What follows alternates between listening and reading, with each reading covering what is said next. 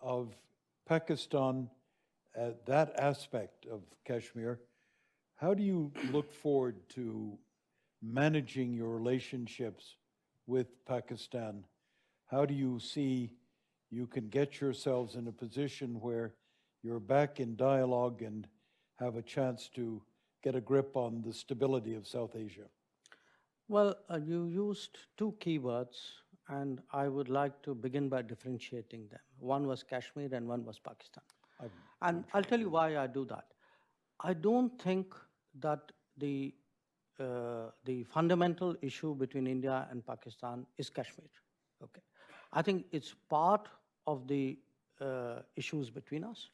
But if you look at a lot of what has happened in the last 30, 40 years, you had, for example, the 26/11 attack on the city of Mumbai. Now, the city of Mumbai is a few thousand miles away from Kashmir.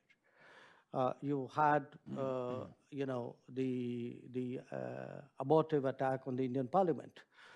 So I think there are a larger, we should distinguish between the antipathy, the deep antipathy that that segments of Pakistan nurse towards India from coveting Kashmir. I think they are autonomous issues. They are linked to each other, but they're not the same issue. Accept the distinction. Focus on Pakistan. So let me look at Pakistan.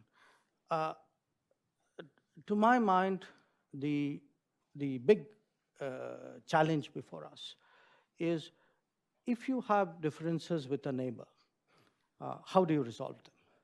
Now, these differences are not normal differences because they are rooted in our history, and our history is not, to the extent any two neighbors have what we may call a normal history, it's not a normal history.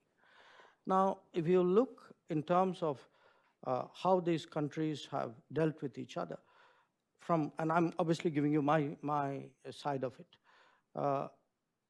you have a neighbor who will not trade with you, who's a member of the WTO and before that of the GATT, but who will not extend MFN status, even though they are legally obliged to, and we did.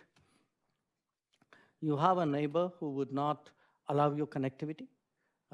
So we have, for example, the potential to use Pakistan to transit on to Afghanistan or Iran, but they will not allow you that connectivity.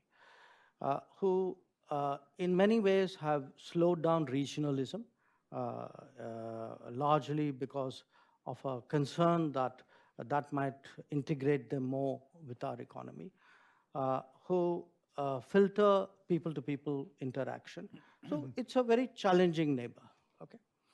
Now, all of that you could still handle if they then don't do the one thing which is actually unacceptable in the world today, which is to conduct terrorism as, in their eyes, a legitimate tool of statecraft.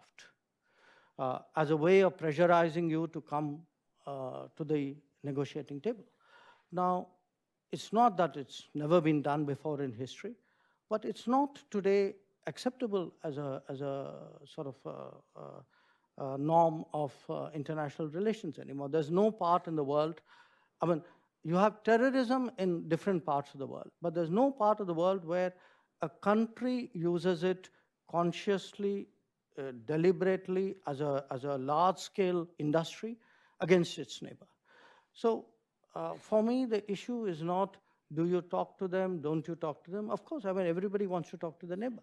The issue is, how do I talk to a country that is conducting terrorism, and which, frankly, I would say follows a policy of implausible deniability.